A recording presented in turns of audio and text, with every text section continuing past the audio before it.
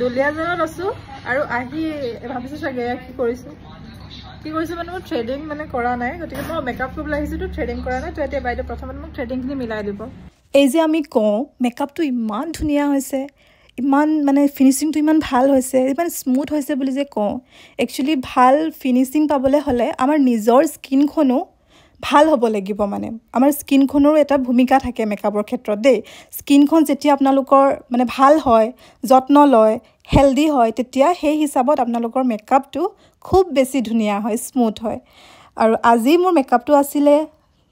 দুলিয়াজানৰ টিপলিঙত মোৰ মেকআপ কৰিছে আজি জুনমণি বাই তেওঁ এগৰাকী প্ৰফেচনেল মেকআপ আৰ্টিষ্ট হয় লগতে তেওঁ বহুতো সামাজিক কাম কাজত জড়িত হৈ আছে আৰু মই আজি 2টামান বজাত আহি পাইছোঁ দেই তেওঁ মোক 3টামান বজাৰ পৰা মেকআপ ষ্টাৰ্ট কৰিছে আৰু 5টালৈকে শ্বুট কৰি শেষ হৈ গ'ল একচুৱেলি মই এইটো ক'ব বিচাৰিছোঁ যে তেওঁৰ টাইমৰ মেইনটেনেঞ্চটো বহুত বেছি ভাল বহুত মানে ইমান সোনকালে কৰি দিব পাৰে মেকআপটো আৰু আপোনালোকে যদি তেওঁৰ পৰা মেকআপ ল'ব বিচাৰে তেওঁক কণ্টেক্ট কৰিব পাৰে থেংক ইউ